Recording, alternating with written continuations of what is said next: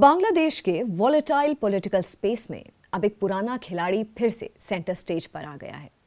Bangladesh nationalist party यानी BNP. Sheikh Hasina के दौर में बीएनपी लगभग साइडलाइन था, लेकिन अब पॉलिटिकल गेम क्लियरली शिफ्ट हो गया है। 17 साल की एग्जाइल के बाद बीएनपी फाउंडर खालिदा जिया के बेटे तारिक रहमान की वापसी ने ऑपोजिशन पॉलिटिक्स में मानो नई जान फूंक दी हो। कई बांग्लादेशियों का कहना है कि डेमोक्रेटिक चॉइस की वापसी का ये मोमेंट है, लेकिन कई लोगों के लिए बीएनपी का कमबैक पुरानी पॉलिटिकल इंस्टेबिलिटी, फ्रिजाइल कोalitions और इस्लामिस्ट ग्रुप्स के साथ अनईजी अलायंसेस की याद भी ले आता है। फिलहाल BNP is widely being seen as a front runner. एक और इंपॉर्टेंट पॉलिटिकल प्लेयर जो फिर से एक्टिव हो गया है, जमात इस्लामी। शेख हसीना के दौर में ये इस्लामिस्ट पार्टी बैंड थी, लेकिन रीसेंट अपराइजिंग के बाद जमात ने पॉलिटिकल कमबैक किया है और आज ये माना जा रहा है कि ये सेकेंड लार्जेस्ट पॉलिटिकल फोर्स के रूप में उभर सकती है। पार्टी के लीडर हैं शफीकुर रहमान और इस पार्टी का कोर एजेंडा बहुत क्लियर है। इस्लामिक गवर्नेंस यानी शरिया लॉ पर बेस्ड सिस्टम। जमात का पॉलिटिकल रिसर्जेंस सिर्फ इलेक्टोरल इशू नहीं, बल्कि एक सीरियस आइडियोलॉजिकल शिफ्ट का सिग्नल भी हो सकता है। इसी के साथ साथ एक और नया पॉलिटिकल टर्न भी सामने दिख रहा है, वो है नेशनल सिटीजन पार्टी यानी एनसीपी। इस पार्टी को स्टूडेंट लीडर्स ने अपराइजिंग के बाद लॉन्च किया। स्ट्रीट पर इनकी आवाज स्ट्रांग है, लेकिन इलेक्शन के मैदान में ये स्ट्रीट पावर को वोट पावर में कितना कन्वर्ट कर सकते हैं, ये देखना होगा। इस पॉलिटिकल एक्सपेरिमेंट के बीच एक और नया नाम उभर कर सामने आया है, जो कि है बांग्लादेश माइनॉरिटी जनता पार्टी यानी बीएमजेपी। ये पार्टी पिछले साल अप्रैल में एस्टैब्लिश हुई है। बीएमजेपी का ऑब्जेक्टिव क्लियर है, बांग्लादेश के हिंदुओं और अन्य माइनॉरिटीज को एक पॉलिटिकल प्लेटफॉर्म पर यूनाइट करना।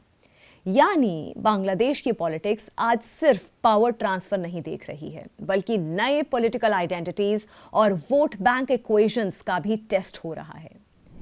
अगर इस पूरे सिनारियो को इंडिया के पर्सपेक्टिव से देखें तो एक पीरियड बांग्लादेश की पॉलिटिक्स में क्लियरली रेड फ्लैग था।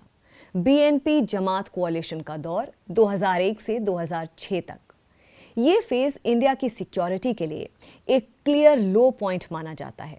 उस वक्त खालिदा जिया की गवर्नमेंट ने बांग्लादेश की जमीन पर एंटी इंडिया इंसर्जेंट ग्रुप्स को शेल्टर दी थी, जैसे उल्फा और एनडीएफबी।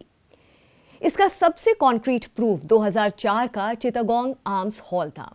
मैसिव आर्म्स कंसाइनमेंट पकड़े गए थे जो इंडिया के इंसर्जेंट्स तक पहुंचने थे, और ये इंसिडेंट सिर्फ स्मगलिंग नहीं बल्कि स्टेट कॉम्प्लिसिटी का सबसे स्ट्रॉन्ग इंडिकेटर माना जाता है। इसलिए जब आज बांग्लादेश की पॉलिटिक्स में बीएनपी जमात इक्वेशन फिर से डिस्कस होती है, तो इंडिया की स्ट्रेटेजिक प्लानर्स नेचुरली अलर्ट हो जाते हैं। आने वाले इलेक्शंस बांग्लादेश की डेमोक्रेसी के लिए एक टर्निंग पॉइंट है। इकोनॉमिक फ्रंट पर नई गवर्नमेंट के सामने सबसे बड़ा चैलेंज होगा एक्सपोर्ट ड्रिवन गारमेंट इंडस्ट्री को रिवाइव करना और इन्वेस्टर्स का ट्रस्ट वापस हासिल करना। पॉलिटिकल लेवल पर फॉरेन पॉलिसी बैलेंसिंग एक्ट भी इजी नहीं होगा। एक तरफ इंडिया के साथ रिलेशंस मैनेज करना और दूसरी तरफ चाइना के ग्रोइंग इन्फ्लुएंस को बैलेंस करना, ये एक डेलिकेट टेस्ट होगा। लेकिन इलेक्शंस का इंपैक्ट सिर्फ इकोनॉमी और डिप्लोमेसी तक लिमिटेड नहीं रहेगा। इसका डायरेक्ट इफेक्ट पड़ेगा जुडिशियल इंडिपेंडेंस पर, प्रेस के फ्रीडम पर और एंटी करप्शन रिफॉर्म्स पर। बांग्लादेश 3 तरफ से लगभग पूरी तरह भारत से घिरा हुआ है और नॉर्थ ईस्ट को बे ऑफ बंगाल से जोड़ने वाला ज्योग्राफिक हिंज है।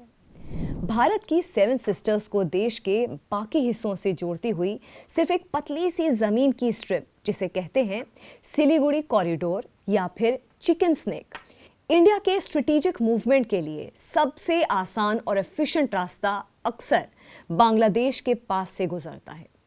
साथ ही रोड, रेल और इनलैंड वाटरवेज के थ्रू बांग्लादेश ही इंडिया के लैंडलॉक्ड नॉर्थ ईस्ट तक सबसे वायबल ट्रांजिट रूट देता है, जो कि सिलीगुड़ी कॉरिडोर के प्रेशर को बाईपास कर देता है। इकोनॉमिकली बांग्लादेश साउथ एशिया में इंडिया का लार्जेस्ट ट्रेडिंग पार्टनर है। बायलैटरल ट्रेड $15 बिलियन से ऊपर जा चुका है।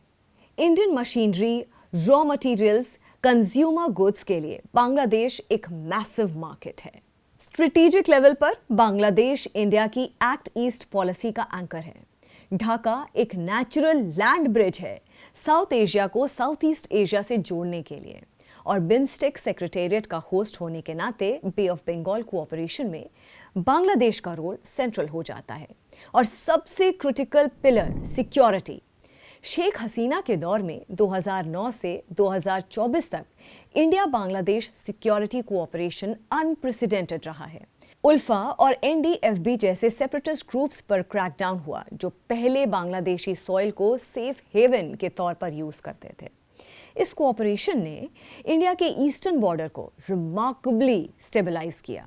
इसलिए जब बांग्लादेश अनस्टेबल होता है तो उसका इम्पैक्ट बॉर्डर तक लिमिटेड नहीं रहता। माइग्रेशन प्रेशर बढ़ते हैं, बॉर्डर टेंशन का इशू होता है, क्रिमिनल और एंटी इंडिया नेटवर्क्स एक्टिव हो जाते हैं और पूरे रीजन में अनसर्टेनिटी स्प्रेड होती है। लेकिन पिक्चर का दूसरा साइड भी उतना ही इंपॉर्टेंट है। एक स्टेबल कॉन्फिडेंट बांग्लादेश इंडिया की सिक्योरिटी को स्ट्रेंथन करता है और इकोनॉमिक प्रोस्पेक्ट्स को एक्सपैंड करता है। बांग्लादेश को समझना सिर्फ फॉरेन पॉलिसी का सवाल नहीं, ये भारत की सिक्योरिटी, स्टेबिलिटी और मेजर ट्रेडिंग पार्टनर का सवाल है। आगामी इलेक्शंस के रिजल्ट सिर्फ बांग्लादेश का फ्यूचर नहीं बल्कि इंडिया के ईस्टर्न फ्रंटियर का फ्यूचर भी डिफाइन करने वाले हैं।